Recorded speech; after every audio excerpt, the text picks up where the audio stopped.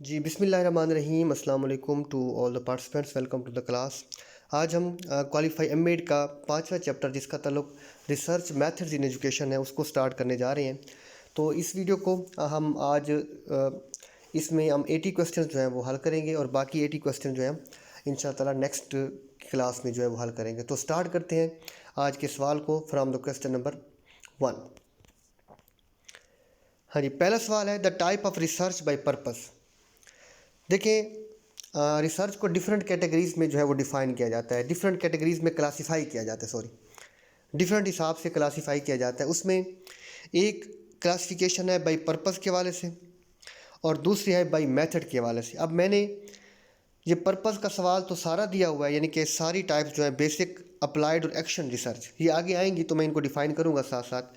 तो ये तो सारी बाय पर्पस है, लेकिन साथ मैंने बाय मेथड भी लिख दिया है ताकि आपको इंस्टेंटली ये सामने हो तो आप कंपैरेटिवली इनको याद कर सकें। तो मेथड भी मैंने लिखा हुआ है, इसको आप मेथड को आप HED के नाम से, जिस तरह हेड लेकिन HED के नाम से याद कर सकते हैं। हिस्टोरिकल, एक्सपेरिमेंटल एंड डिस्क्रिप्टिव, तो ये रिसर्च बाय मेथड है। जबकि हमारी पर्पस के लिहाज से बेसिक, एप्लीकेशन, अप्लाइड और एक्शन रिसर्च। ठीक हो गया। पर्पस से मुराद ये होता है कि हम क्यों रिसर्च कर रहे हैं, उसका मकसद क्या है, और मेथड का मतलब ये है कि हम किस तरीक़ेकार को फॉलो कर रहे हैं। ठीक है, तो ये सारी चीज़ें हम अलग अलग दोनों कैटेगरीज में पढ़ेंगे। सवाल नंबर 2 है the type of research by. अब यहाँ पे स्टेटमेंट की गलती है, तो जहाँ जहाँ जो जो गलतियाँ मैंने सारी करेक्ट करके दी हुई है। अब सवाल की जो स्टेटमेंट है वो ये होनी चाहिए थी the type of research by purpose is. ठीक हो गया। तो वो जवाब बनता था एक्शन रिसर्च। ठीक है, यहाँ पे मुझसे कलर मैंने नहीं कर सका उसको, मैंने उसको करेक्ट किया तो मुझे कलर करना भूल गया। खैर देखें, पर्पस के हिसाब से कौन सी सिर्फ रिसर्च मौजूद है, एक्शन रिसर्च। बाकी सारी हिस्टोरिकल, एक्सपेरिमेंटल और डिस्क्रिप्टिव जो है वो सारी की सारी कौन सी हैं, बाई बाई मेथड है। तो सवाल की स्टेटमेंट को आपने करेक्ट करना है कि कौन सी रिसर्च बाई पर्पस है, क्योंकि बाकी तो सारी तीनों जो है वो बाई मेथड है। तो हमने पर्पस वाली अलग करनी है, तो वो पर्पस वाली एक है, एक्शन रिसर्च है। तो आपने इसको दुरुस्त करना है। मैं आपको दोबारा अपग्रेड करके ये लिस्ट भेज दूंगा। उसके बाद सवाल नंबर 3 है the research concern with the development of theories. अब देखें, रिसर्च बाई पर्पस में बेसिक, अप्लाइड और एक्शन रिसर्च आ जाती है। अब बेसिक रिसर्च जो है, याद रखिए, उसको फंडामेंटल रिसर्च भी कहते हैं और इसको प्योर रिसर्च भी कहते हैं। ये दो लफ्ज़ आपने लाजमी याद रखने। बेसिक रिसर्च जो है उसका दूसरा नाम है फंडामेंटल या प्योर रिसर्च। ये अल्टरनेटिव सारे नाम इस्तेमाल होते हैं। इससे मुराद ये है कि ऐसी रिसर्च जो हम थ्योरी को डेवलप करते हैं, जिसमें कोई ना कोई नज़रिया पेश करते हैं, कोई थ्योरी डेवलप करते हैं, इस मकसद के लिए की जाने वाली रिसर्च जो है वो हमारी बेसिक रिसर्च कहलाती है। साथ में चूँकि यहाँ पर बेसिक रिसर्च के बारे में पूछा गया तो ये जवाब बेसिक है, लेकिन साथ में मैंने अप्लाइड और एक्शन के बारे में भी आपको यहीं पे बता देता हूँ। अप्लाइड देखें, एक थ्योरी जब बेसिक रिसर्च में आपकी क्या हो गई, डेवलप हो गई, तो आप नेक्स्ट स्टेज में अगर ऐसी रिसर्च करते हैं जिसको फील्ड में जाके टेस्ट करते हैं, यानी कि उसकी एप्लीकेशन करते हैं, तो वो हमारी अप्लाइड रिसर्च कहलाती है। याद रखें, बेसिक रिसर्च याद रखें, ये अलग एडिशनली मैं आपको बता रहा हूँ। बेसिक रिसर्च जो होती है वो एक लेबॉर्ट्री अप्रोच होती है। उसमें कंट्रोल टाइट होता है, वो बिल्कुल एक इंतहाई ज़ीरक अंदाज में की जाती है, जिसमें कंट्रोल टाइट्स होते हैं और इंतहाई माहिर एक्सपर्ट लोग जो है वो बेसिक रिसर्च करते हैं। जब ये बाहर फील्ड में आती है, यानी कि लेबॉर्ट्री से बाहर आ जाती है, यानी कि फील्ड में आ जाती है, तो जब हम इसको टेस्ट करते हैं, ऑन द ग्राउंड टेस्ट करते हैं, फील्ड में टेस्ट करते हैं, तो इसी को फिर हम क्या कहते हैं, अप्लाइड रिसर्च कहते हैं।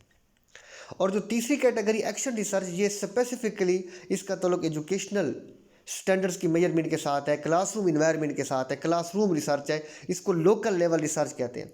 और एक्शन रिसर्च हमेशा इसका पर्सपेक्टिव और इसका जो रेफरेंस होता है वो एजुकेशन होती है। ये आपने याद रखना है, ये सिर्फ और सिर्फ एजुकेशनल बैकग्राउंड में ही की जाती है, ये क्लासरूम में अप्लाई की जाती है। तो इसका ताल्लुक खालिस्तान किसके साथ है, एक्शन रिसर्च का क्लासरूम के साथ है, लोकल लेवल पे। 4 नंबर सवाल है the research concern with the use और टेस्टिंग ऑफ द थ्योरी। अब देखिए, पहले था डेवलपिंग थ्योरी। डेवलप का मतलब होता है आप बना रहे हैं, फाउंडेशन ले कर रहे हैं, तो वो था बेसिक रिसर्च। अब आप कर रहे हैं टेस्ट, यानी कि आप यूज़, देखिए की वर्ड पे फोकस किया करें, यूज़ करना। यूज़ का मतलब क्या होता है, अप्लाई करना। आपने पीछे ब्लूम्स टेक्सोनोमी पढ़ी है। यूजिंग द नॉलेज क्या होता है, कौन सा लेवल होता है, एप्लीकेशन। तो ये बेसिक टर्मिनोलॉजी सेम फ्लो करती। यूज़ करते हैं तो इसका मतलब है आप अप्लाई कर रहे हैं, तो this is called applied research. उसके बाद सवाल नंबर 5 है the research concerned with the classroom problems. Classroom problems के साथ रिसर्च जो है वो जो कनेक्टेड है, that is called action research. ऐसी रिसर्च जिसका ताल्लुक क्लासरूम के इश्यूज़ के साथ है, ये कुलियतन खालिस्तन एक क्लासरूम अप्रोच है जिसको हम एक्शन रिसर्च कहते हैं। ये एजुकेशनल रेफरेंस में, एजुकेशनल कॉन्टेक्स्ट में या क्लासरूम के कॉन्टेक्स्ट में हमेशा की जाती है। उसके बाद ये सवाल number 6 the research involve in the explaining the events of the past. अब यहाँ पर रिसर्च बाय मेथड के मतलब सवाल आ गया, लेकिन किस रिसर्च के बारे में पूछा जा रहा है कि ऐसी कौन सी रिसर्च है जिसमें हम माजी के अहवाल उसका जायज़ा लेते हैं, उन पर हम तहकीक करते हैं। तो चूँकि पास्ट की बात है तो हिस्ट्री क्या होती है, हिस्ट्री होती है ये इवेंट्स ऑफ द पास्ट को हिस्ट्री कहते हैं। तो एक जो वाक़या हो चुका है, गुजर चुका है, आप उस पर जो रिसर्च करते हैं, पास्ट पर जो रिसर्च करते हैं, this is called historical research. Experimental research जो है उसके अपने क्राइटेरियाज है, उसमें आप ग्रुपिंग करते हैं, एक्सपेरिमेंटल कंट्रोल ग्रुप बनाते हैं, वेरिएबल्स करते हैं। एक्शन रिसर्च जो है वो क्या होती है, वो क्लासरूम अप्रोच होती है। मैं चारों बता रहा हूँ। और डिस्क्रिप्टिव रिसर्च याद करें, ये करंट स्टेटस को यानी कि हाल की रिसर्च है। जिस तरह हिस्टोरिकल माजी की रिसर्च है, इस तरह डिस्क्रिप्टिव रिसर्च जो है वो हाल की रिसर्च है। डिस्क्रिप्टिव से ये मुराद है आप सर्वे करना शुरू कर देते हैं। फ़र्ज़ करें कोई ये सर्वे करना शुरू कर दे कि हाँ भाई ये इलेक्शन आ रहा है, तो आप बताएं आपकी क्या राय है, कौन सी पार्टी जीत सकती है। तो ये जो आप आज जाके किसी सिचुएशन के बारे में, सिनेरियो के बारे में, लोगों की अब के हालात के बारे में अब राय कलेक्ट करेंगे, this is called descriptive research. तो ये करंट स्टेटस यानी कि हाल के बारे में होती है। उसके बाद ये सवाल नंबर 7 the research concerned with the current status यानी कि हाल, present situation, current status of the subject. कोई भी ऐसा आप प्रॉब्लम क्रिएट करते हैं रिसर्च, जो कि याद रखें रिसर्च की इब्तदा हमेशा प्रॉब्लम से होती है। जब आप पहले प्रॉब्लम आइडेंटिफाई करते हैं, वो आप टॉपिक डिफाइन करते हैं, तो उसके बारे में आप फिर डाटा कलेक्शन करते हैं। तो अगर आपका कोई टॉपिक या सब्जेक्ट ऐसा है जिसमें आप करंट स्टेटस या करंट फिनोमिना को, करंट की बात आ जाए या प्रेजेंट की बात आ जाए, ऐसी रिसर्च को क्या कहते हैं, डिस्क्रिप्टिव रिसर्च कहते हैं। बाकी चारों अगेन मैं पहले ही आपको एक्सप्लेन कर चुका हूँ। 8वां सवाल है the effect of independent variable on dependent variable is studied in. याद रखें, अब मैं साथ साथ मज़ीद डिटेल बताता जाता हूँ। आप हिस्टोरिकल रिसर्च पे पहले आ जाए। हर रिसर्च की टाइप के साथ ना उसकी ख़ास किस्म के स्टेप्स अटैच हैं। मिसाल के तौर पर हिस्टोरिकल रिसर्च में जो चीज़ें अटैच है ना, वो उसका डाटा कलेक्शन के 2 मेथड्स हैं, प्राइमरी और सेकेंडरी मेथड। ये हमेशा हिस्टोरिकल रिसर्च में आ जाते हैं। उसके बाद एक और चीज़ जो एसोसिएटेड है, ये आपने याद रखनी है हिस्टोरिकल रिसर्च में, वो है इंटरनल और एक्सटर्नल क्रिटिसिज्म। मैं अभी से आपको बता रहा हूँ कि कभी भी ये बात है डाटा कलेक्शन की, प्राइमरी और सेकेंडरी रिसोर्सेज की बात है, या जब क्रिटिसिज्म की बात है, 2 टाइप्स ऑफ क्रिटिसिज्म होते हैं, इंटरनल क्रिटिसिज्म और एक्सटर्नल क्रिटिसिज्म। तो जब भी ये 4 टर्मिनोलॉजी इस्तेमाल हो तो इसका रेफरेंस हमेशा हिस्टोरिकल रिसर्च में होता है। ये आपने याद रखना है। ये मैंने आपको अभी हिस्टोरिकल रिसर्च की बात की, अभी मैंने 8वें सवाल को डिस्कस नहीं किया। अब आ जाते हैं एक्सपेरिमेंटल रिसर्च में। एक्सपेरिमेंटल रिसर्च में बहुत सी टर्मिनोलॉजी इस्तेमाल होती है। मिसाल के तौर पर एक्सपेरिमेंटल रिसर्च ही में हाइपोथेसिस टेस्टिंग होती है और किसी रिसर्च में हाइपोथेसिस टेस्टिंग नहीं होती। तो जब भी हाइपोथेसिस टेस्टिंग होगी वो आपकी एक्सपेरिमेंटल रिसर्च होगी। ये मैंने आपको एक इशारा दिया। इसी तरह सेकेंडली, कभी भी ग्रुप्स बनाए जाए, चाहे वो एक्सपेरिमेंटल ग्रुप हो या कंट्रोल ग्रुप हो, 2 ग्रुप्स बनाए जाते हैं, वो भी हमेशा एक्सपेरिमेंटल रिसर्च होगी। तीसरी बात, हमेशा एक्सपेरिमेंटल रिसर्च में ही डिपेंडेंट और इंडिपेंडेंट वेरिएबल्स का इस्तेमाल होता है। कि आप क्या करते हैं, एक इंडिपेंडेंट वेरिएबल जो होता है उसको मैनिपुलेट करते हैं। रिसर्चर अपने हिसाब से क्या करता है, उसको लागू करता है, उसका नफाज करता है। किस पर करता है, डिपेंडेंट वेरिएबल पर। यानी कि मिसाल के तौर पर रिसर्चर ने 2 ग्रुप्स बनाए, एक को ए का नाम दे दिया, दूसरे को बी का नाम दे दिया। अब एक पर जो ए है उस पर ट्रेडिशनल मेथड अप्लाई किया, दूसरे पर जो है कोई नया मेथड अप्लाई किया, just suppose demonstration method apply कर दिया। तो ये जो टीचिंग मेथड है ये आपका इंडिपेंडेंट वेरिएबल, ये आपका इख्तियार है। आपने अपनी मर्ज़ी से ये नया ट्रीटमेंट दी है ने एक ग्रुप को, और जो डिपेंडेंट वेरिएबल होगा वो स्टूडेंट्स की परफॉर्मेंस होगी या स्टूडेंट्स की अचीवमेंट होगी। तो जब भी इंडिपेंडेंट और डिपेंडेंट वेरिएबल की बात आती है वो भी कौन सी रिसर्च होती है? एक्सपेरिमेंटल रिसर्च होती है। तो ये कुछ टर्मिनोलॉजीज जो है हर टाइप ऑफ रिसर्च के साथ बिल्कुल अटैच है। आगे भी जो बातें आएंगी मैं आपको बताऊँ। हाँ, अब ये बात आ गई सवाल number 9। Criticism is an important step. अब क्रिटिसिज्म इंटरनल भी होता है, एक्सटर्नल भी होता है। ये सिर्फ और सिर्फ हिस्टोरिकल रिसर्च में होता है। ठीक हो गया। उसके बाद है जी रैंडमली फॉर्म्ड ग्रुप्स। अब ग्रुप्स हमेशा एक्सपेरिमेंटल रिसर्च में बनते हैं। एक ग्रुप होता है एक्सपेरिमेंटल ग्रुप और एक होता है कंट्रोल ग्रुप, और इनको रैंडमली बनाया जाता है। रैंडमली का मतलब ये है कि आप ऐसा नहीं कर सकते कि दो क्लासेस आपने एक क्लास को दो इसमें जब तकसीम करना है तो दोनों की रैंडम सिलेक्शन करनी है, यानी कि लॉटरी मेथड के जरिए सिलेक्शन करनी है, बाय चॉइस सिलेक्शन नहीं करनी कि लायक एक तरफ कर दें और मीडियोकर और नालायक एक तरफ कर दें और फिर आप कहें कि नहीं ये तो मेथड वर्क ही नहीं करता। नहीं, ग्रुप्स भी बनाने पड़ेंगे लेकिन रैंडमली बनाने पड़ेंगे ताकि आपके रिजल्ट्स बिल्कुल फेयर हो, ऑब्जेक्टिव हो। सवाल नंबर 11 है काज एंड इफेक्ट रिलेशनशिप। अब काज याद रखें, इंडिपेंडेंट वेरिएबल का ही दूसरा नाम काज है और डिपेंडेंट वेरिएबल का ही दूसरा नाम इफेक्ट है। काज हमेशा कौन करता है? जो इंडिपेंडेंट वेरिएबल, यानी कि वो मूजब बनता है, वो वजह बनता है किसी इफेक्ट की। किस पर? डिपेंडेंट वेरिएबल पर। तो काज एंड इफेक्ट का मतलब यही है कि इंडिपेंडेंट वेरिएबल का डिपेंडेंट वेरिएबल पर असर, यानी कि दोनों काज, एक काज है उनमें से एक इफेक्ट है, तो वो भी किस में होता है? एक्सपेरिमेंटल रिसर्च में होता है, जिसको हम ऊपर डिपेंडेंट और इंडिपेंडेंट वेरिएबल कह चुके। इस तरह कंट्रोल ग्रुप 12 नंबर सवाल है। देखें, ग्रुपिंग जब भी होती है वो एक्सपेरिमेंटल रिसर्च होती है। एक ग्रुप बनता है एक्सपेरिमेंटल ग्रुप और एक बनता है कंट्रोल ग्रुप। याद रखें, मैं अभी से आपको बता दूं, पहले भी मैं पिछले लेक्चर्स में आपको बता चुका हूं एक जगह पे कि ट्रीटमेंट हमेशा एक्सपेरिमेंटल ग्रुप को दी जाती है। ट्रीटमेंट यानी कि आप जो नया मेथड, ट्रीटमेंट से मुराद है जो नया मेथड यानी कि इंडिपेंडेंट वेरिएबल जो होता है, वो जब लागू करते हैं वो किसको देते हैं? वो हमेशा एक्सपेरिमेंटल ग्रुप को देते हैं।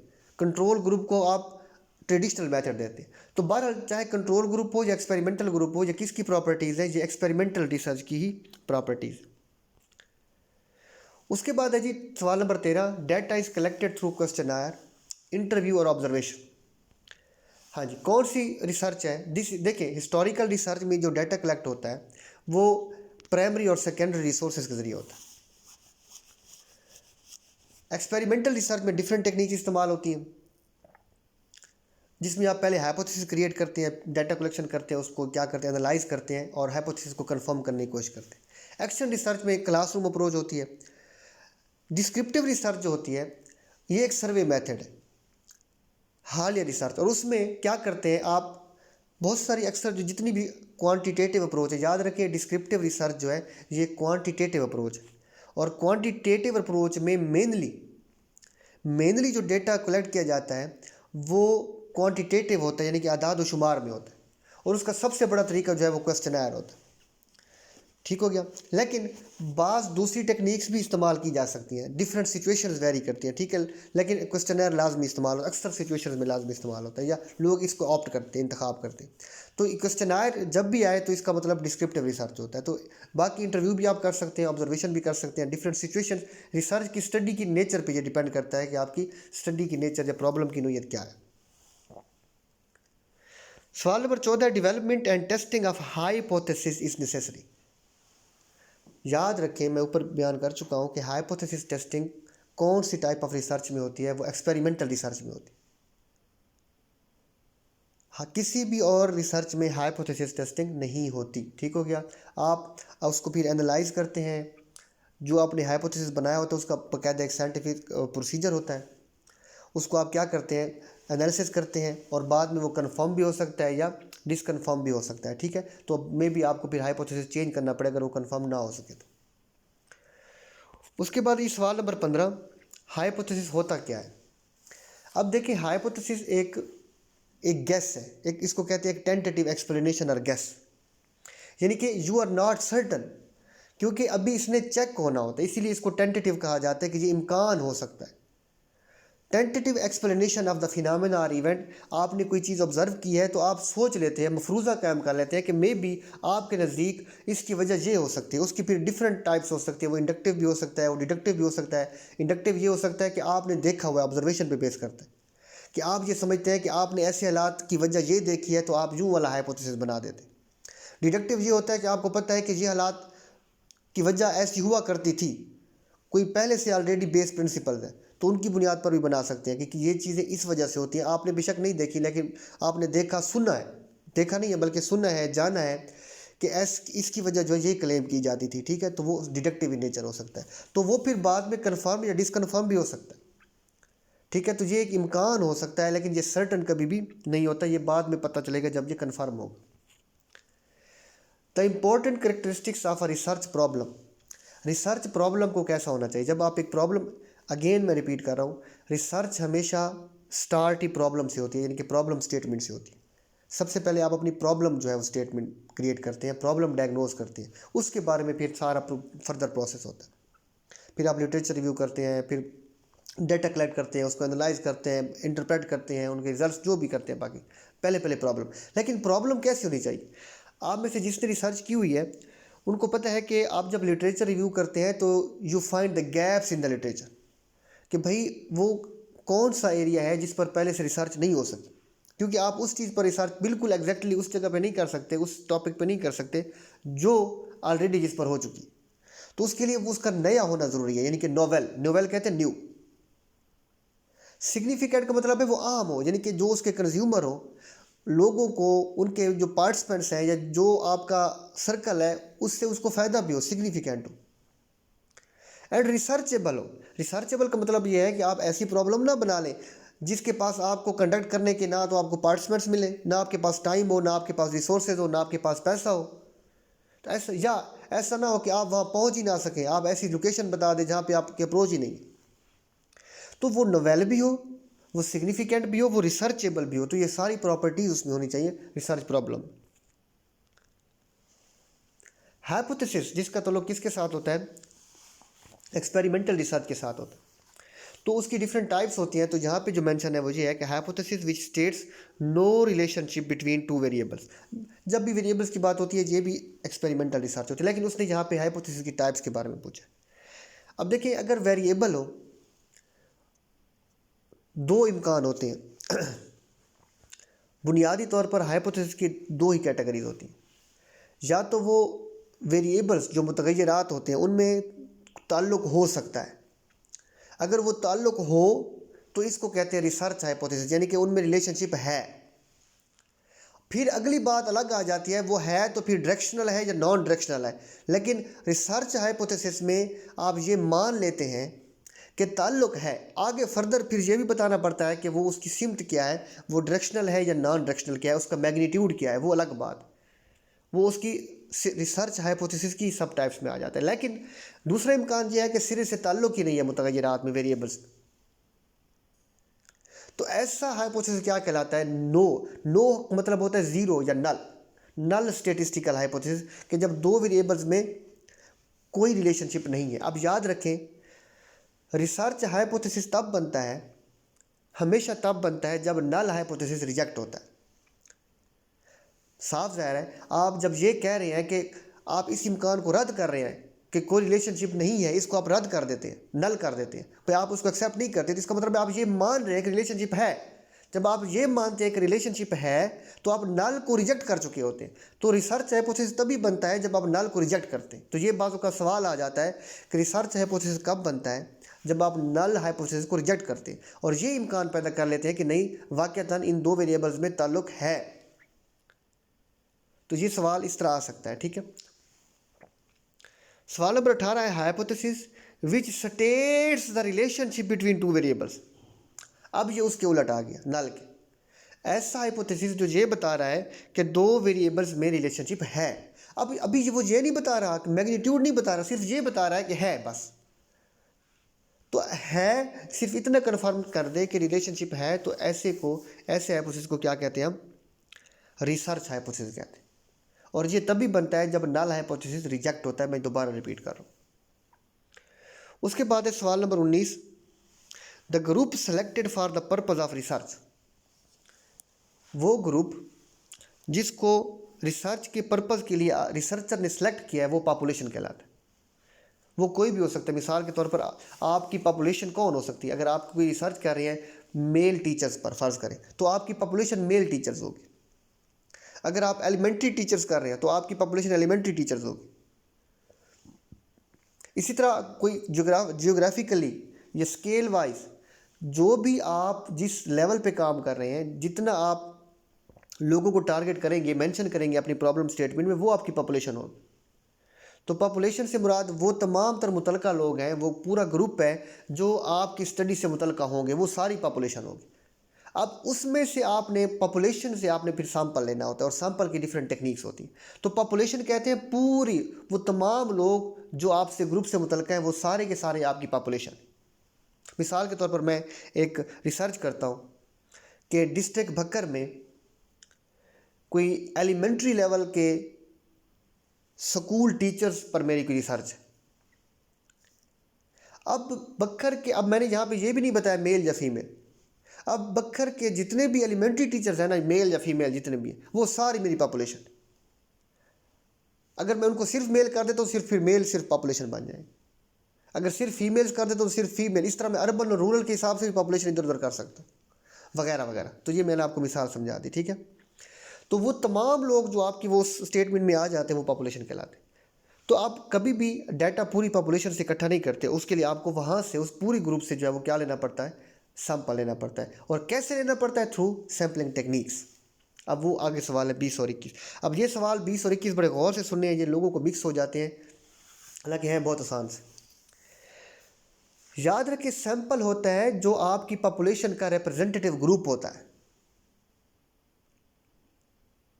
जो आपकी पॉपुलेशन को रिप्रेजेंट कर रहे होते हैं, यानी कि वो गिने चुने लोग जो पूरी पॉपुलेशन में किसी न किसी मेथड के जरिए आपने बस उनका इंतखाब कर लिया है। फ़र्ज़ करें 5000 टीचर हैं तो उनमें से आपने 350 का इंतखाब कर लिया, तो वो 350 जो हैं वो रिप्रेजेंटेटिव ग्रुप हैं जो 5000 के को रिप्रेजेंट करेंगे।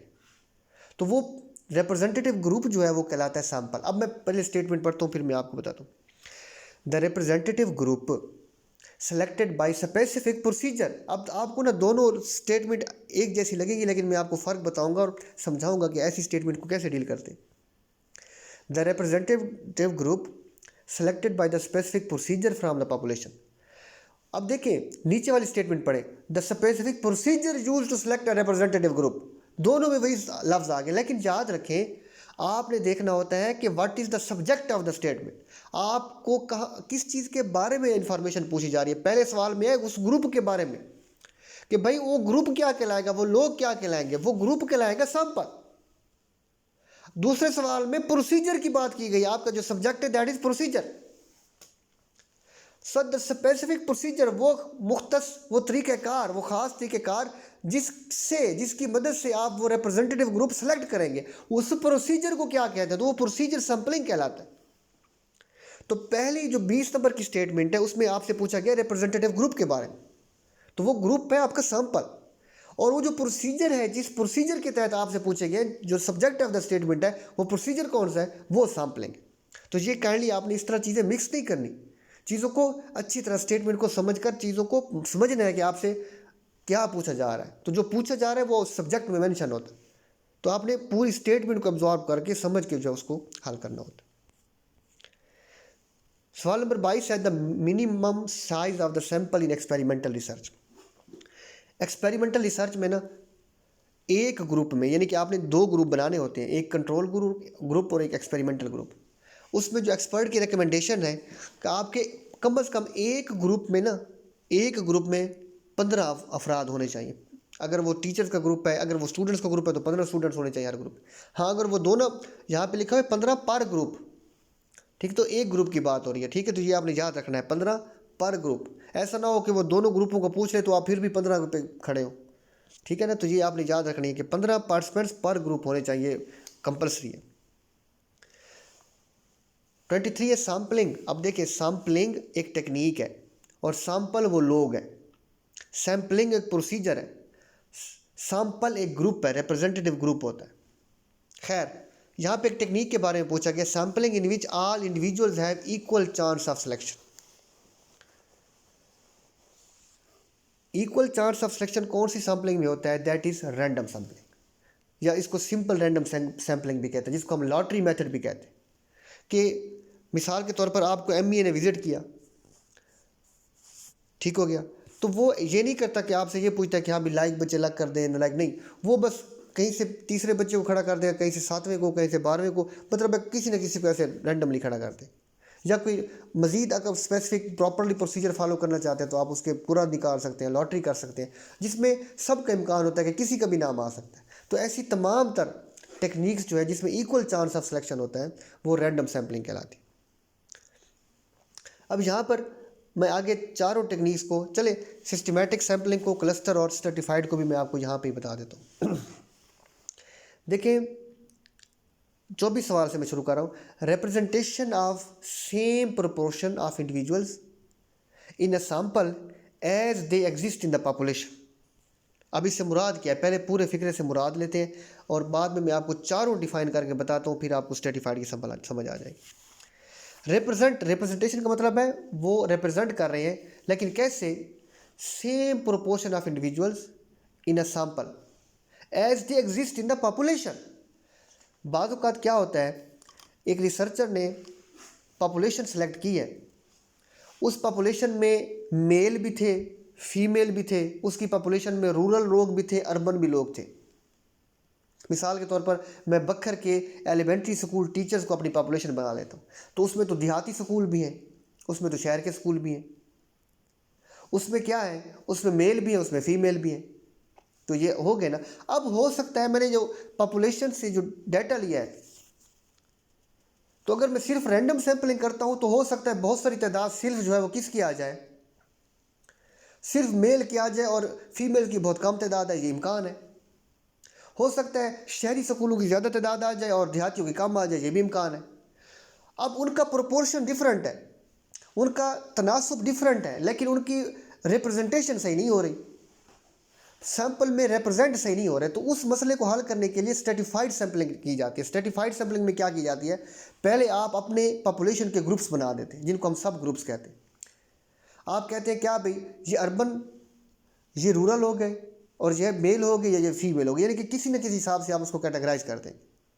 अब जिस हिस्सा जितने अर्बन हैं उनके तनासुब से अर्बन से सैंपल लेंगे, लेकिन लेंगे रैंडमली, लेकिन पहले ग्रुप्स बना लेंगे आप, तो वो उनका रिप्रेजेंटेशन सेम जितने तनासुब में वो पॉपुलेशन में एग्जिस्ट करते हैं उनकी रिप्रेजेंटेशन हो जाएगी सैंपल। इस तरह जितने रूरल में है वो भी अलग से उनका सैंपल लेंगे बेशक रैंडमली, लेकिन अलग उनको रिप्रेजेंट पूरा करेंगे। इस तरह मेल और फीमेल को पूरा रिप्रेजेंट करेंगे। तो अब दोबारा पढ़ें, representation of the same proportion of the individuals in a sample. आप सैंपल में बराबर तनासुब के साथ उनको रिप्रेजेंट कर रहे हैं। कैसे कैसे? As they exist in the population, जैसे वो जिस तनासुब में वो पॉपुलेशन में एग्जिस्ट कर। ऐसा ना हो फीमेल हो 70% और वो सैंपल में अगर रैंडमली ले ले तो वो रिप्रेजेंट हो रही हो 10%, क्योंकि हो सकता है सारी पर्चे उनकी निकल आए, मेल की ज़्यादा निकले, तो ये वो इम्कान होते हैं। तो इसका हल ये है कि आप पहले क्या करते हैं, उनके तनासुब के लिहाज से सब ग्रुप्स बना के फिर इक्वली जो है प्रोपोर्शन, इक्वली तनासुब के साथ जो उनको अपने सैंपल का हिस्सा बनाते हैं। तो ये कहलाती है स्ट्रेटिफाइड सैंपल। अब यहाँ पे अगली टाइप्स जो है वो मैं आपको साथ साथ बता देता हूँ। सिस्टमैटिक में आप सिस्टम डेवलप करते हैं, लिस्ट डेवलप करते हैं, लिस्ट बनाते हैं, और लिस्ट में आप कोई ना कोई नंबर तयन कर लेते हैं। फ़र्ज़ करें कोई डायरी मिली है, कोई आपको रिकॉर्ड मिला है दफ्तर से, टीचर्स का कोई रिकॉर्ड मिला है, कोई स्टूडेंट्स जो भी है आपका सैंपल के साथ, उनकी नंबरिंग दी हुई है, उनका 1 से लेकर 1000 तक लिखे हुए हैं, 1 2 3 4 5 6, और आगे उनका डाटा लिखा हुआ है, नाम। तो फिर आप कहते हैं कि नहीं, हर 15वां बंदा आपके सैंपल का हिस्सा होगा। डिपेंड करता है आपने कितना सैंपल लेना और आपके पास पॉपुलेशन कितनी है, तो आप उसको तकसीम करके जो भी प्रोपोर्शन आएगा उस हिसाब से आप फार्मूला डेवलप कर लेंगे। आप 10वां बंदा भी कर सकते हैं, 5वां, तो जो 5वां बंदा आ जाएगा वो जो भी फिर उस जद में आ जाएगा। या आप रजिस्टर हाजिरी निकाल लेते हैं बच्चों का, आप कहते हैं कि हाँ भाई आज रोल नंबर 7 14 21 और 28 और फलाना और 7 के हिसाब से आप कर देते हैं, ये जो है फलाना टेस्ट देंगे। ये मैं आपको मिसाल दे रहा हूँ। तो ये सिस्टमैटिक सैम्पलिंग कहलाती है। क्लस्टर सैम्पलिंग में आप क्या करते हैं, स्ट्रेटिफाइड सैम्पलिंग और क्लस्टर सैम्पलिंग में आपको मैं फ़र्क बताऊँ। क्लस्टर सैम्पलिंग में ना आप यहाँ भी ग्रुप्स बनाते हैं। यूजुअली स्ट्रेटिफाइड सैम्पलिंग में सब ग्रुप्स का नाम आता है, लेकिन क्लस्टर सैम्पलिंग में सिर्फ ग्रुप्स का नाम आता है, ये आपने याद रखना है।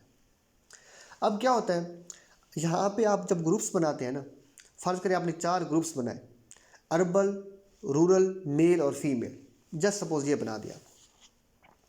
अब आप कोई से 2 ग्रुप अडॉप्ट कर लेते हैं, बाकी दोनों ग्रुपों को ही छोड़ देते हैं, यानी कि बाकी 2 ग्रुप जो रह जाएंगे उनकी रिप्रेजेंटेशन होगी नहीं। तो क्लस्टर में आप पूरे का पूरा ग्रुप अडॉप्ट कर लेते और बाकी पूरे का पूरे ग्रुप को छोड़ देते। स्ट्रेटिफाइड में तो ये होता है कि आपने जितने भी सब ग्रुप्स बनाए हैं सब इक्वल प्रोपोर्शन में, सेम प्रोपोर्शन में सैंपल का हिस्सा बनेंगे। चारों ग्रुप्स में से लोग अपने तनासब के हिसाब से सैंपल का हिस्सा बने। लेकिन क्लस्टर में 4 ग्रुप्स में से आपकी मर्जी, कोई 2 रख ले, 2 बिल्कुल जाने दें। मिसाल के तौर पर हो सकते एक आपने रूरल रख दिया, दूसरा आपने फीमेल्स का ग्रुप रख लिया, तो कोई आप ले सकते हैं। जो इसमें पूरा ग्रुप सेलेक्ट किया जाता है। तो ये मैंने आपको यहाँ पे क्लस्टर सैम्पलिंग समझाई था। The sampling 25 in which group rather than individual are selected, मैं अभी ऊपर बयान कर चुका हूँ। पूरे का पूरा ग्रुप कहाँ सेलेक्ट किया जाता है, तो पूरे का पूरा जो ग्रुप सेलेक्ट किया जाता है वो क्लस्टर सैम्पलिंग में सेलेक्ट किया जाता है। क्वेश्चन नंबर 26 है कि the sampling in which individuals are selected from a list at specific intervals या सीक्वेंस। ये अभी मैंने आपको मिसाल दी है कि जो सिस्टमैटिक सैम्पलिंग होती है उसमें हम क्या करते हैं, एक लिस्ट से, अच्छा सिस्टमैटिक सैम्पलिंग में हमेशा पहले लिस्ट अवेलेबल होती है, ठीक है, उसी में से ही हमें कोई ना कोई वैल्यू डिटरमिन करना पड़ती है कि 10 हर 10वां बंदा, हर 5वां बंदा, हर 12वां, जो भी हो सकता है, ठीक है। तो उसमें हम क्या करते हैं, हर स्पेसिफिक इंटरवल के बाद वो हम इंटरवल तय कर लेते हैं कि हर 20वां बंदा, हर 10वां बंदा, तो वो कौन सी टाइप ऑफ सैम्पलिंग कहलाती है, that is called systematic sampling. 27 है the minimum sample size in descriptive research that is 20% of the population. यहाँ पे देखिए कोई ग्रुपिंग नहीं होती, डिस्क्रिप्टिव रिसर्च में कोई ग्रुपिंग नहीं होती, जबकि एक्सपेरिमेंटल रिसर्च में हमने पढ़ा है कि 15 पर ग्रुप होते हैं, वो एक ग्रुप में 15 पार्टिसिपेंट होंगे, दूसरे में भी इतने होंगे, ठीक है।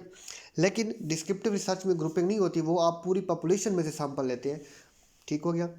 डिस्क्रिप्टिव रिसर्च में तो वो फिर आप जो भी आपकी पॉपुलेशन होगी आप उसका कम से कम 20% ऑफ द पॉपुलेशन लेंगे।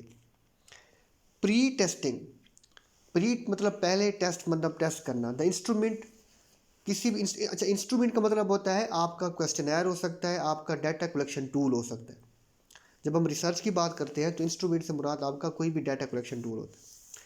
टू डिटेक्ट इट वीकनेस, कि क्या उस इंस्ट्रूमेंट में कोई फ्लॉज तो नहीं है, कोई खामियां तो नहीं है, तो हम उसका पहले इतलाक, अमूमी इतलाक करने से पहले हम पहले उसको क्या करते हैं, उसकी पायलट टेस्टिंग करते हैं। पायलट टेस्टिंग को प्री टेस्टिंग कहा जाता है, यानी कि पहले हम छोटे से चंद जगहों पर कुछ लोगों पर अलग से जो है वो उसको चेक करके देख लेते हैं कि क्या हमें ये सही कलेक्ट करके देखना है। मिसाल के तौर पर आपने क्वेश्चनर बनाया है डिस्क्रिप्टिव रिसर्च के लिए, तो क्या ये इजी लैंग्वेज में है, क्या लोग उसका मानी, मतलब और मफहूम समझ सकते हैं, क्या आसानी से पढ़ सकते हैं, कोई मसला तो नहीं आ रहा, या आपने जो वैल्यूज सेट की हुई है वो ठीक, वगैरह वगैरह जो भी हो सकता है। तो कोई फ्लॉज हो सकते हैं, कोई इश्यूज हो सकते हैं, तो आप फिर उनको हल कर लेते हैं जब फिर आप सैंपल के पास जाते हैं। तो उसकी अब जब पहले से टेस्टिंग करते हैं, प्री टेस्टिंग के कोई फ्लॉ या कोई वीकनेस तो नहीं है, तो उसको हम क्या कहते हैं, पायलट टेस्टिंग कहते हैं। कुछ स्टेटिस्टिकल कैलकुलेशंस है जिसको आप पहले भी कर चुके हैं। द अरिथमेटिक एवरेज, इसको हम मीन कहते हैं, ये हम पहले भी पढ़ चुके हैं, तो ज़रा हम इसको जल्दी से गो थ्रू करेंगे। Which is the mid point, mid point जो होता है वो आपका मीडियन होता है, जो आपके 50% डाटा को दाएं तरफ और 50% बाएं तरफ जो है वो तकसीम कर देता है और एग्जैक्ट मिडल वैल्यू कहलाती है, दैट इज़ कॉल्ड मीडियन। 31 है the score that is attained by more subjects. More का मतलब है, जो सब्जेक्ट का मतलब है पार्टिसिपेंट, याद रखें ये टर्मिनोलॉजी जब इस्तेमाल होती है तो आपको you must be aware of that terminology, किसकी बात हो रही। Subject then any other score, आपके जो पार्टिसिपेंट है, सब्जेक्ट मीन पार्टिसिपेंट, ज़्यादा से ज़्यादा कौन सा ऐसा स्कोर है जो ज़्यादा पार्टिसिपेंट, यानी कि मोस्ट रिपीटेड स्कोर कौन सा है, तो वो जो फ्रीक्वेंटली रिपीटेड होता है, जो ज़्यादा लोगों ने वो स्कोर हासिल किया है। मिसाल के तौर पर 100 नंबर के टेस्ट में सबसे ज़्यादा जो ज़्यादा बार लोगों ने या बच्चों ने नंबर दिए वो 65 था, कि 12 बच्चे ऐसे थे जिनके 65 नंबर आए, बाकी कोई 6 थे, कोई 4 थे जिनके कुछ ना कुछ आए, ठीक है। तो बाकी अलग अलग स्कोर चाहे ज़्यादा भी आते रहे, लेकिन ये वो थे जो ज़्यादा बार रिपीट हुए, तो वो फ्रीक्वेंटली रिपीटेड जो है वो मोड कहलाते हैं। 32 है the mean of the score. Mean average कहलाता है कि टोटल को जमा करके हम उसकी तादाद यानी पे एन पे तकसीम करते हैं, सिग्मा एक्स बटा एन। तो 1 2 3 4 5 को जमा करते हैं तो 15 जवाब आता है, और टोटल तादाद एन 5 है तो 5 पे तकसीम करते हैं तो 3 जवाब आता है। 33 की स्टेटमेंट गलत है, इसको आप ठीक करेंगे। यहाँ पे लिखा होना चाहिए था the mean of the score, जो गलती से उन्होंने मीडियन लिख दिया है, ठीक है। The mean of the score is, अब जब मीन की बात करते हैं तो आप तमाम डाटा को जमा कर देते हैं। तो तमाम डाटा जो है, क्योंकि मैंने इसका मीडियन भी कैलकुलेट किया, ये आप देख सकते हैं। तो मीडियन जब कैलकुलेट करता है तो वो 8 वैल्यूज़ बनती हैं। तो 2 को जमा करने से, फिर 2 पर तकसीम करने से वो कोई ऐसी वैल्यू नहीं आती जो जवाब में मौजूद है। तो इसका मतलब है उसने मीन पूछना था, और मीन के हिसाब से जवाब दुरुस्त बनता है। कि सबको जब आप फिर क्या करते हैं, जमा करते हैं, और तादाद टोटल बनती है उसकी कितनी, 8। टोटल 88 बनते हैं जमा करने से, और कुल एन की पावर जो है वो 8 बनती है। तो जब तकसीम करते हैं 88 पर 8 को तो 11 जवाब तब जाके बनता है। तो यहाँ पे मीडियन की जगह आप इसको स्टेटमेंट को दुरुस्त करेंगे, मीन। 34 है the mod of the score, यानी कि मोस्ट रिपीटेड, सबसे ज़्यादा बार जो है फ्रीक्वेंटली रिपीटेड, वो 4 है इस गिवन डाटा में। हाउ मेनी पार्ट्स और रिसर्च रिपोर्ट है, देखिए रिसर्च रिपोर्ट के कितने हिस्से होते हैं, प्रीलिमिनरी, मेन बॉडी और अपेंडिक्स, 3 हिस्से होते हैं, ये सबको पता होना चाहिए। नीचे पहला लिखा है first part of the report is called preliminary pages, जिसमें आप प्रीफेस लिखते हैं, इंट्रोडक्शन निकले एक्नॉलेजमेंट लिखते हैं, वगैरह वगैरह लिखते हैं, ठीक है। तो ये आपकी कंटेंट आ जाता है, तो ये आपका प्रीलिमिनरी पेजेस कहलाते हैं। मिडल पार्ट जो मेन बॉडी होता है, जिसमें आप पूरा मेथडोलॉजी और प्रोसीजर वगैरह लिखते हैं, वो आपका मिडल पार्ट कहलाता है, उसको हम मेन बॉडी कहते हैं। और आखिर में आप हवाला जात देते हैं, last portion of the research is called appendix, इसको अपेंडिक्स भी कहते हैं या अपेंडिसेस भी कहते हैं। तो ये आपका रिसर्च का लास्ट पार्ट होता है। 39 है जी बेसिस ऑफ एक्सपेरिमेंटल रिसर्च, वो कौन सी एक्सपेरिमेंटल रिसर्च की बुनियाद क्या होता है, दैट इज़ हाइपोथेसिस। आप क्या कर, सिर्फ एक्सपेरिमेंटल रिसर्च में ही आप हाइपोथेसिस क्रिएट करते हैं, उसको टेस्ट करते हैं, ठीक है। तो उसमें आपका हाइपोथेसिस लाजमी होता है। Example of the research by type, research की जितनी भी कैटेगरीज हैं उनको डिफरेंट हवालों से तकसीम किया जाता है। उसकी क्लासिफिकेशन जो है, जिसमें आपने पीछे देखा रिसर्च बाय पर्पस और रिसर्च बाय मेथड के साथ है, इसी तरह एक क्वालिटेटिव और क्वांटिटेटिव हिसाब से की जाती है, ठीक है। तो यहाँ पर बाय टाइप में उसको बेसिक और अप्लाइड के हिसाब से जो है वो क्लासीफाई किया गया, ये आप याद करेंगे। रिसर्च स्टडी स्टार्ट्स फ्रॉम, अब मैंने शुरू में बताया आपको कि जब भी रिसर्च स्टार्ट होती है उसकी इब्तदा प्रॉब्लम से होती है। पहले याद रखें, ये पहला स्टेप है, ये आपसे इंटरव्यू में भी पूछा जा सकता है, टेस्ट में भी पूछा जाता है कि रिसर्च का जो पहला स्टेप है वो एक होता है फाइंडिंग अ प्रॉब्लम, ठीक है। फिर बाद में आप उसके मुतल्लिक़ लिटरेचर रिव्यू करते हैं, गैप्स फाइंड करते हैं, और फिर बाद में जो है वो डाटा कलेक्शन करते हैं, सैम्पल पॉपुलेशन डिफाइन करते हैं, और सब वो बाकी प्रोसीजर बाद में होते रहते हैं। लेकिन सबसे पहले आप प्रॉब्लम आइडेंटिफाई करते हैं। 42 सवाल नंबर है random sampling is necessary. Random sampling जब 2 ग्रुप्स हम बनाते हैं, कौन सा, एक्सपेरिमेंटल ग्रुप और कंट्रोल ग्रुप, तो इसलिए ताकि रिजल्ट्स का जो हमने इंडिपेंडेंट वेरिएबल या डिपेंडेंट वेरिएबल को अप्लाई करना है वेरिएबल्स, तो वो वेरिएबल्स का ट्रू रिजल्ट है। ऐसा ना हो कि बच्चे एक काबिल हो और एक कम काबिल हो। तो इस चीज़ से बचने के लिए रैंडम सैम्पलिंग की जाती है कि दोनों में टीचर भी एक जैसा रखें, दोनों में क्लास के पार्टिसिपेंट्स भी एक जैसे रखें। तो इस अमल को रैंडम सैम्पलिंग कहा जाता है, और ये ज़रूरी है एक्सपेरिमेंटल रिसर्च में, क्योंकि दोनों ग्रुप में एक जैसे लोग होने चाहिए। In inductive method we proceed from, induction का तल्लुक हमेशा ऑब्जर्वेशन से होता है। ऑब्जर्वेशन का मतलब है आप किसी भी स्पेसिफिक इंस्टेंस को, किसी फ़र्द को, किसी इंडिविजुअल को ऑब्जर्व करते हैं, और ऑब्जर्व करते हैं and you keep observing over the period of time, और फिर जाके उसके बारे में जनरल राय पैदा करते हैं, एक रूल या प्रिंसिपल पैदा करते हैं। पहले आपने किसी को देखा, ये मैं हम पहले भी इस पे एग्जांपल में दे चुका हूँ कि आप फिलॉसफी जब हम पढ़ रहे थे, पहले आपने किसी को देखा, पहले मैंने मिसाल दी थी कि आपके एक जो बंदा है आपके स्कूल में आता है या कोई टीचर है, वो आपने देखा स्कूल का टाइम 8 बजे, आपने पहले दिन देखा 8 बजे आते हैं, दूसरे दिन 8, तीसरे दिन 8, चौथे दिन 8।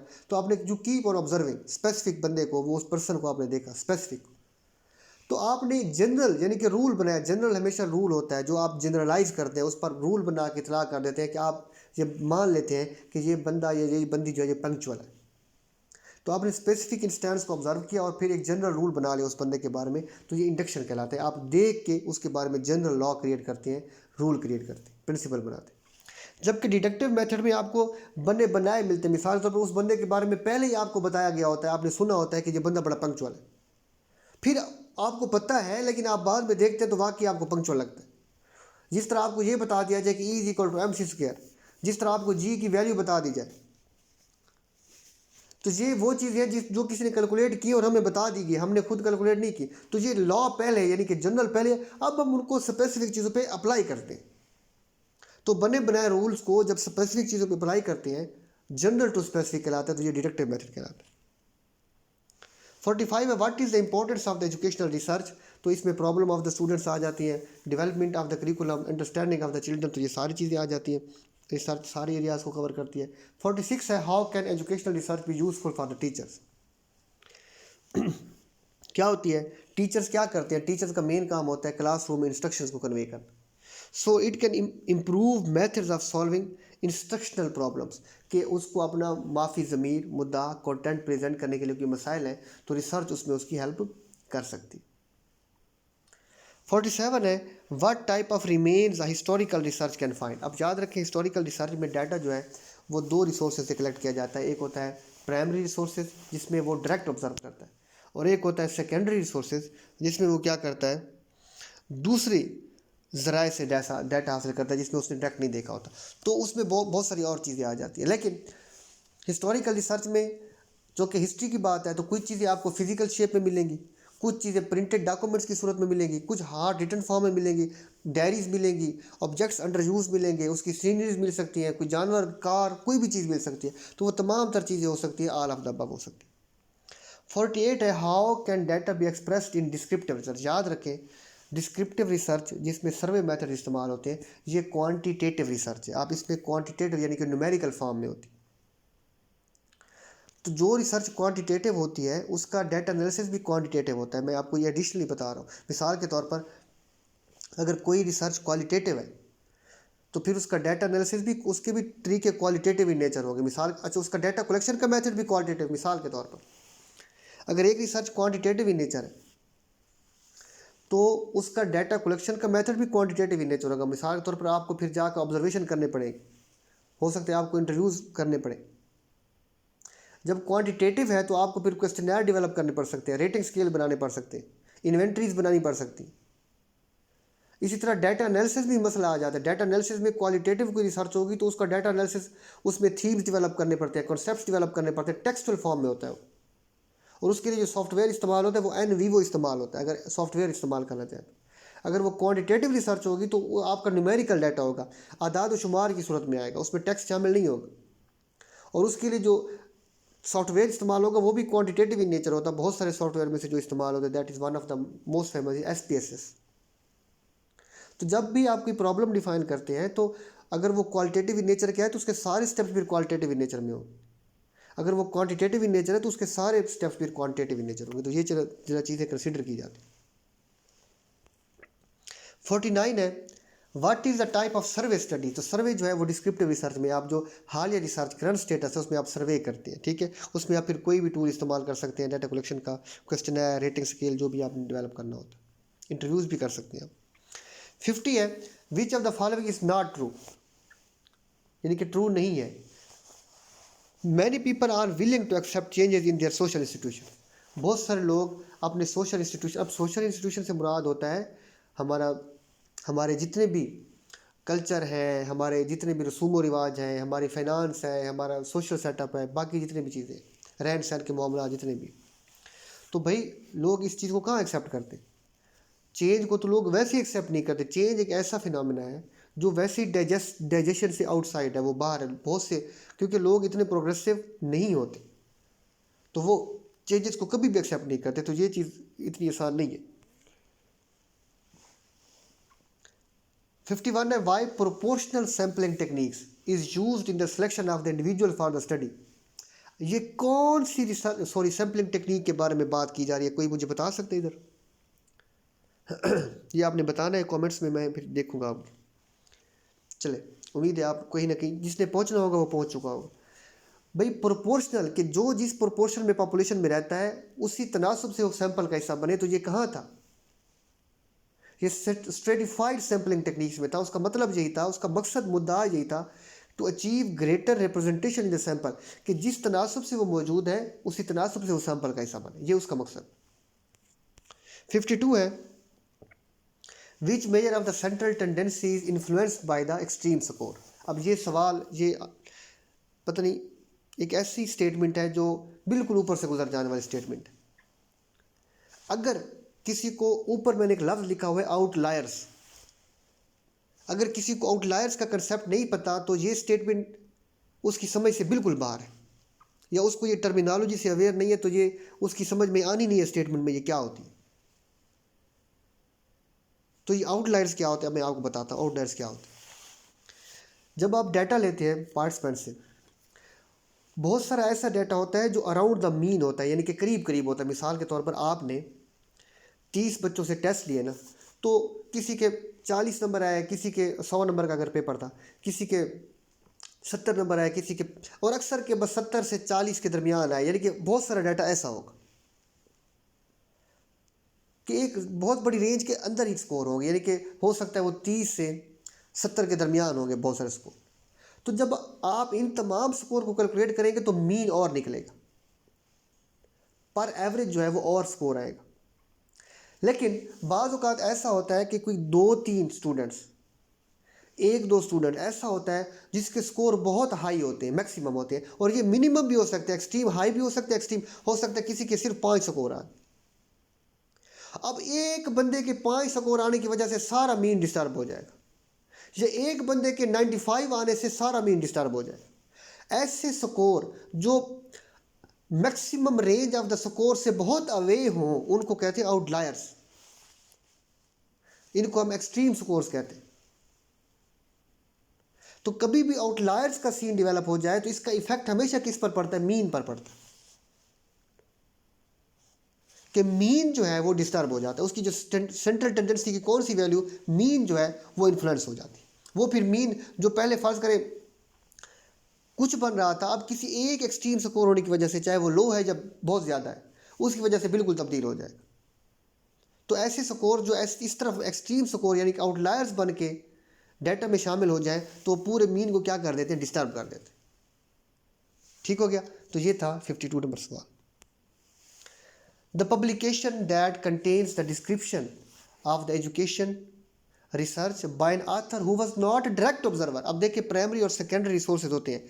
प्राइमरी रिसोर्स वो होता है जिसमें रिसर्चर क्या कर रहा होता है, डायरेक्ट ऑब्जर्व करता है। अब यहाँ पे उसने खुद कह दिया कि वो डायरेक्ट ऑब्जर्वर नहीं है, यानी कि एनी शायद नहीं है। प्राइमरी ऑब्जर्वर एनी शायद होता है, लेकिन जो डायरेक्ट ऑब्जर्वर नहीं होता उसको हम कहते हैं सेकेंडरी, यानी कि एक तो है मैंने खुद देखा, मैं प्राइमरी ऑब्जर्वर हूँ, एक है आपने मुझे बताया, आपने देखा था फिर आपने मुझे बताया, किसी ने किताब लिखी उसकी किताब से फिर मैंने देख के लिखा, जी सेकेंडरी हो जाएगा। किसी ने कॉलम लिखा हुआ था, किसी ने अपना सर्वे किया हुआ था, मैं डाटा उठा के ले जाता हूँ भाई किससे, ये जो अभी मरदमशुमारी है, मैं मरदमशुमारी वाले से डाटा ले लेता हूँ, तो वो उन्होंने पहले किया, मैंने उनके डाटा से डाटा ले लिए, तो ये क्या हो जाता है, सेकेंडरी डाटा हो जाता है। 54 है जी, रैंडम सैंपल क्या होता है, is one in which each number of population has an equal chance of being selection या चूजन। रैंडम सैम्पलिंग ऐसी सैम्पलिंग होती है जिसमें हर बंदे को ये इम्कान होता है कि उसका भी इंतखाब हो सकता है। ठीक है, तो ये हम पहले पढ़ चुके हैं। 55 है, the degree to which a test measures what is proposes to measure validity. Validity से ये मुराद होता है कि आपका टेस्ट वही मेयर करता है जिसको आप मेयर करना चाह रहे हैं, आपके ऑब्जेक्टिव को सर्व करता है। इसके लिए हम पीछे एक लफ्ज़ पढ़ चुके हैं, दैट क्लेम्स टू मेयर या that intended to measure. Intended आ जाए या क्लेम आ जाए कि आप वो टेस्ट उसी पर्पज़ के लिए इस्तेमाल कर रहे हैं जो आपका ऑब्जेक्टिव है, उसी चीज़ के लिए आप वो टेस्ट इस्तेमाल कर रहे हैं, यानी कि आपको जो टूल है आप जिस किस्म का काम करना है उसके लिए लागू हो सकता है। यानी कि आपने अगर फ़र्ज़ करें बच्चों से मैथ का टेस्ट लेना है तो आपका test must contain the content of the question of the math, तब वो आपको मैथ की स्किल जाके मेयर करके देगा। तो ये पहली चीज़ होती है जिसको हम क्या कहते हैं, वैलिडिटी कहते हैं। ठीक हो गया। उसके बाद है जी 56, in selecting an achievement test for a research project the first step. देखिए पहले भी हमने ये पढ़ा है मेजरमेंट और इवैल्यूएशन में, कोई भी जब आप टूल डेवलप करते हैं तो सबसे पहले, या जब कोई टेस्ट डेवलप करते हैं तो सबसे पहले आप ये देखते हैं कि आपने मेजर क्या करना होता है। आप उसके ऑब्जेक्टिव को देखते ताकि उस किस्म का टूल आप डेवलप कर सकें।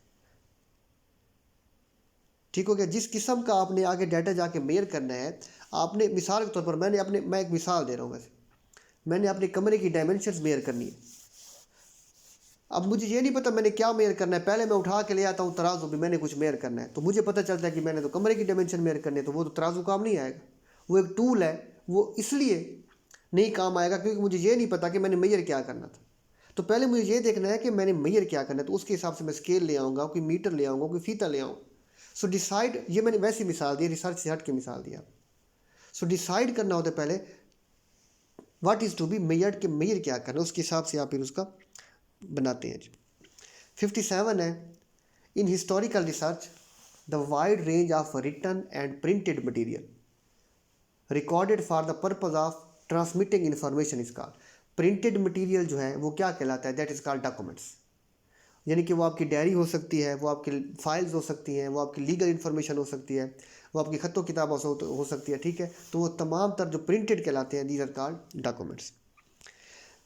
There will be no significant, अब नो का लफ्ज आ गया है, स्टेटमेंट पढ़े, there will be no significant difference between the scores of the measure of achievement of the high and low anxious students in hypothesis written in a form. यानी कि ये कैसा हाइपोथेसिस है, इस हाइपोथेसिस को कौन सी फॉर्म में लिखा गया है। अब बता रहा है कि वेरिएबल्स में कोई डिफरेंट नहीं है, नो डिफरेंस, तो नो या नहीं कहा जाए तो इसको जीरो या नल हाइपोथेसिस कहते हैं।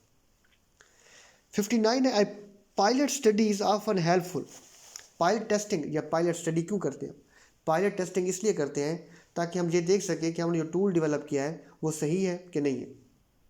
permits to check of the procedure, provides the researcher with the ideas and approaches and the clues, and permits a preliminary testing of the hypothesis। ये तमाम तर काम करते हैं, हम उसको चेक भी कर लेते हैं, हमें पता भी चल जाता है कि क्या ये अप्रोच ठीक है या गलत है, उसकी निशानदाही हो जाती है, और प्रीलिमिनरी टेस्टिंग हो जाती है, यानी कि उसके असल इतलाक से पहले हम उसको देख लेते हैं कि कोई फ्लॉज वगैरह तो नहीं है, तो ये सारी चीज़ें हो जाती हैं। All of them are correct.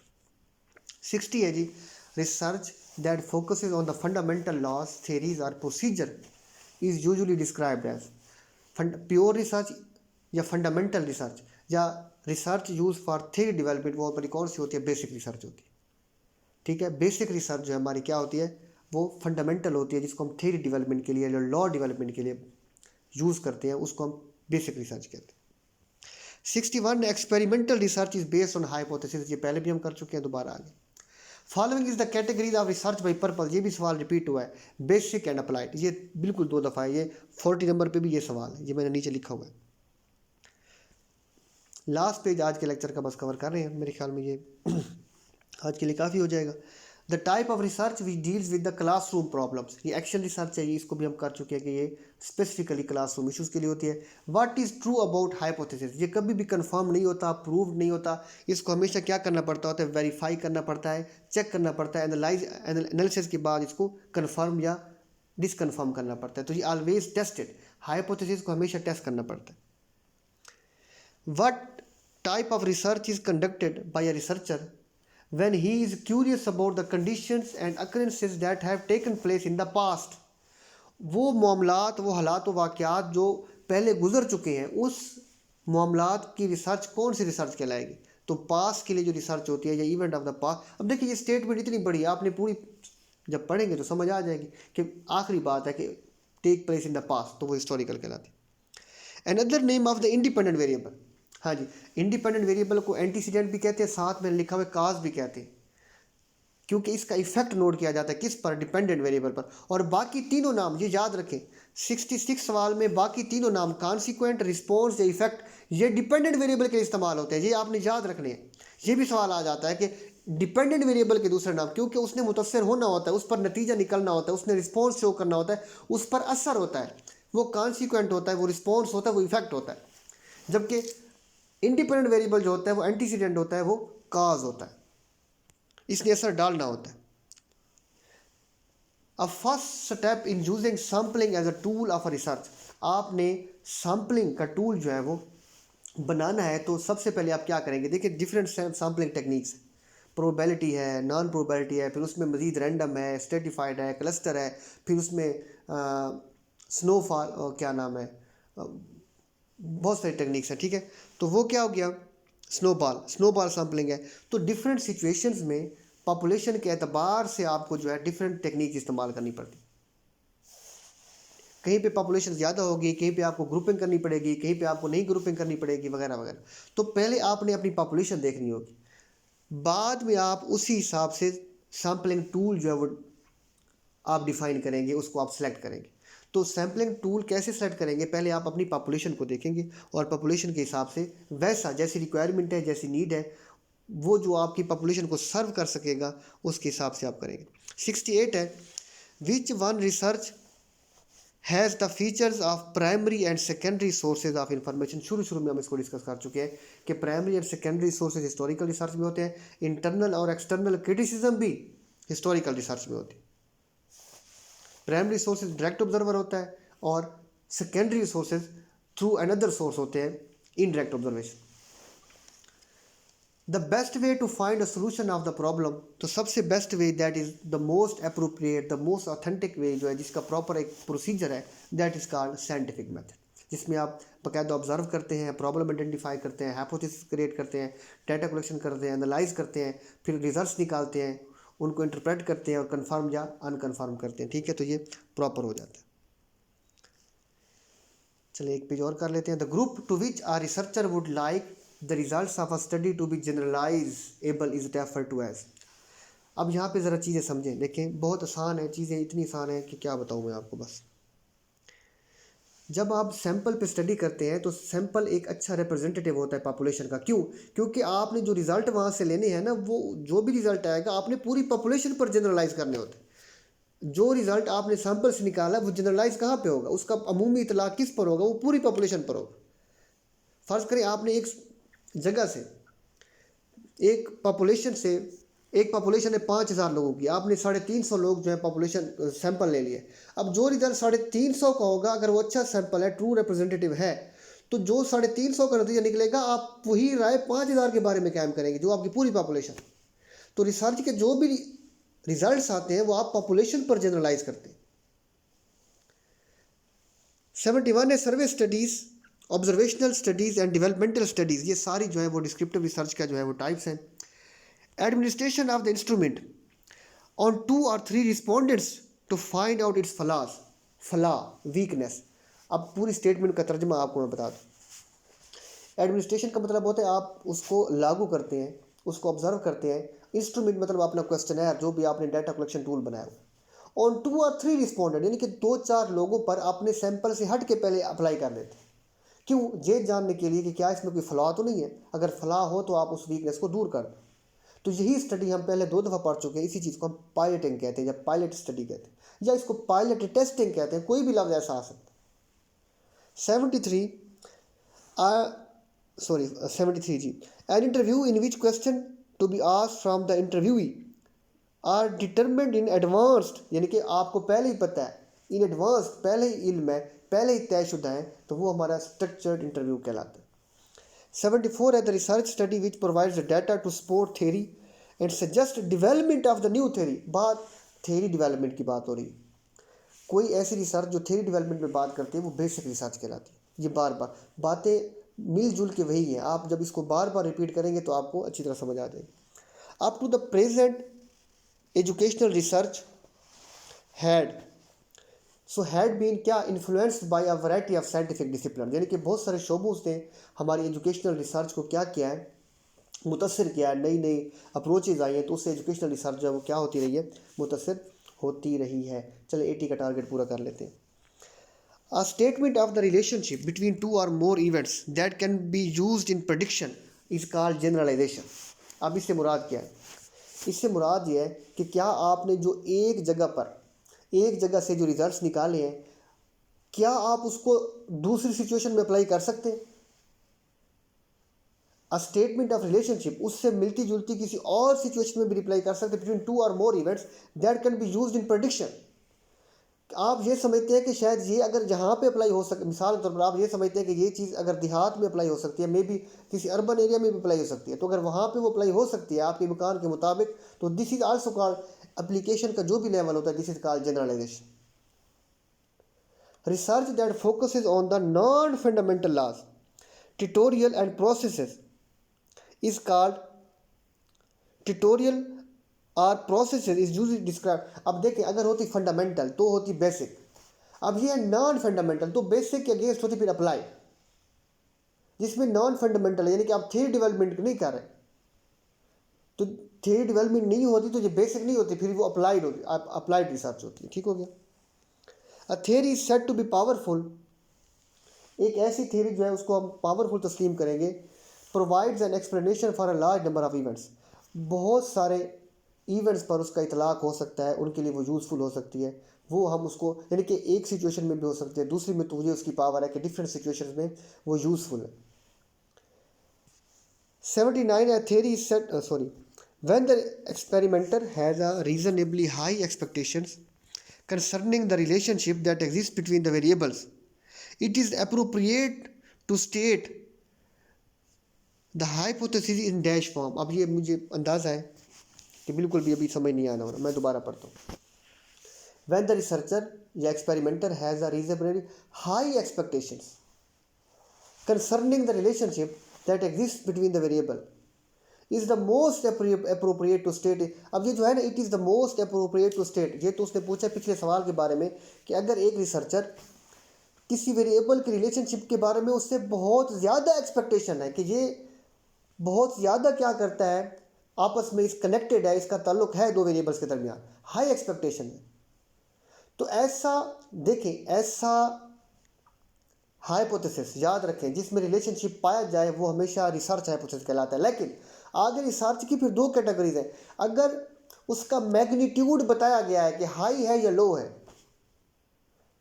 Magnitude भी यानी कि सिम्त भी बताई गई है, रिलेशनशिप तो बताया ही जाता है ना रिसर्च में, अगर हो सकता है सिम्त बताई जाए या ना बताई जाए, अगर सिम्त बताई जाए, उसका मैग्नीट्यूड बताया जाए तो वो डायरेक्शनल होता है कि आपने उसकी डायरेक्शन भी बता दिया कि भाई मैग्नीट्यूड क्या है कि हाई एक्सपेक्टेशन है आप। तो रिसर्च हाइपोथेसिस में हमेशा रिलेशनशिप होता है, हो सकता है उसकी स्टेटमेंट में आपने मैग्नीट्यूड बताई हो, तो मैग्नीट्यूड बताया तो डायरेक्शनल है, अगर मैग्नीट्यूड नहीं बताया, सिंपली आपने ये बताया कि दो चीज़ों के दरमियान रिलेशनशिप है, तो वो नॉन डायरेक्शनल होता है। नॉन डायरेक्शनल भी में भी मतलब यही है कि ताल्लुक है लेकिन आपने मैग्नीट्यूड नहीं बताया उसको, लेकिन जहाँ पे बताया तो वो डायरेक्शन बता दिया, तो दिस इज कॉल्ड डायरेक्शनल। ये रिसर्च हाइपोथेसिस की फर्दर टाइप्स में आ जाए। The most commonly use instrument for data collection जो होता है वो क्वेश्चनर और इंडिविजुअल इंटरव्यूज होते हैं। उसके बाद अपोज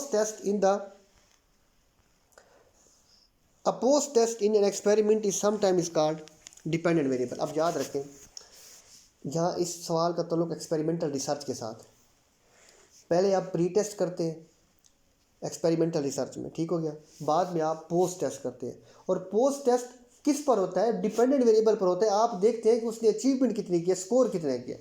देखें, प्री टेस्ट आपने पहले कर लिया एक ग्रुप से, फिर आपने पोस्ट टेस्ट किया, तो वो अचीवमेंट शो करेगी कि भाई आपने ये जो काम किया है, तो आपके जो स्टूडेंट हैं इस मेथड के जरिए जो आपने पढ़ाया है, उन्होंने पहले कितनी अचीवमेंट की थी, अब कितनी अचीवमेंट की है, तो वो आपका पोस्ट टेस्ट जो होता है वो एक डिपेंडेंट वेरिएबल होता है जो अचीवमेंट की सूरत में बाहर आए। ठीक हो गया। तो ये थे आज के हमारे रिसर्च के पहले 80 क्वेश्चन। तो इंशाअल्लाह ताला नेक्स्ट क्लास में हम इसके बाकी जो है वो 80 और दीगर जो भी क्वेश्चन हम पूरे करेंगे। Thank you so much. Allah ताला आप सबका हामी नासिर, बहुत शुक्रिया। अल्लाह हाफ़िज़।